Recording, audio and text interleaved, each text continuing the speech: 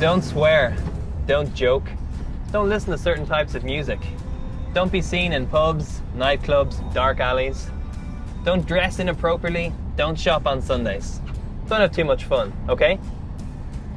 With a misleading list like this, you could think that Christianity is more about what we don't do rather than what we can become. And you could be forgiven for thinking that Christians are just boring or spend most of their time just trying to follow a bunch of rules. But if you were to read a full gospel, I don't think you would say that Jesus was boring or that he acted as some sort of a rule enforcer. He was more concerned about people understanding the fullness of life, and so any Christian who gets this should reflect it.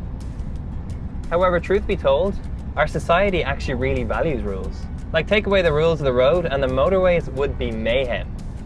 Take away the rules from the local zoo and you'll be afraid to leave your house. Heck, take the rules away from school and it would be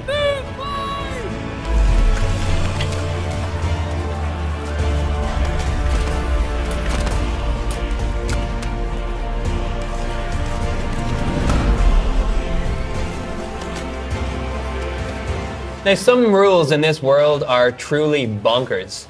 In Florida, USA, it's illegal to pass wind in a public place after 6 p.m. on Thursdays. In Japan, it's illegal to be overweight, the same country that brought us sumo wrestling.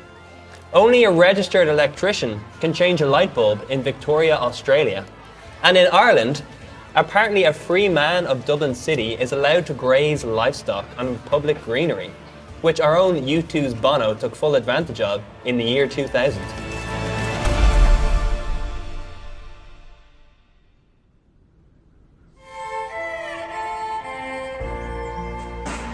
When it comes to faith, however, rules and principles come into effect as a way of bringing value to our lives. Earlier we were chatting about the Sabbath, that one day a week in which we're asked not to work.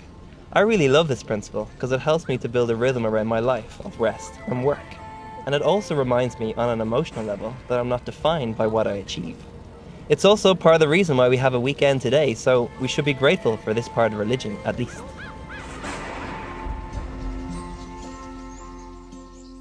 The problem when rules become the sole focus of Christianity is the type of person it produces, like hypocrites, judgmental types, or people who struggle with a superiority complex.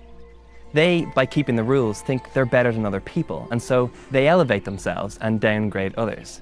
What's interesting is that this was one of the things that Jesus was quick to speak against, and as he often loved to do, he told a parable about it to hammer home his point. In this story, there was a tax collector and a religious leader that found themselves side by side praying in a temple not unlike this one. The religious leader prayed, "Oh God, I thank you that I am not like other people, robbers, crooks, adulterers, or heaven forbid, like this taxman. I fast twice a week and tithe on all of my income." The tax collector prayed, "God, give mercy, forgive me, a sinner." Jesus' response puts the whole thing in perspective. He elevates the heartfelt response of the tax collector, who recognized his mistakes and looked to God for forgiveness. But Jesus strongly warned the religious leader by saying, "If you walk around with your nose in the air, you're going to end up flat on your face." It's not that he's wrong for keeping the rules, but that's all he's doing, and he thinks he's great for doing it. He became proud and hateful towards others. He thinks God owes him, or that he's entitled above everyone else. But what he's forgetting is the most important commandment of all, to love the Lord your God with all your heart and to love your neighbor as yourself. Christianity has always been a relational thing between God and those he has created. What I find interesting is that the efforts that this religious leader goes to keep the rules, at the same time he's destroying what should matter most to him, his relationship with God. If anything, we as Christians should be the best example of humility. We are the family of misfits and screw-ups who recognize our shortcomings but know the freedom that God's forgiveness brings. So following rules or principles for me is only in the context of trying to live like Jesus. How we spend our time, our money, what we're like as friends, family members, boyfriends, girlfriends, are all shaped by the life of Jesus. He gave his life for me, and that's why I'm so passionate about trying to live like him.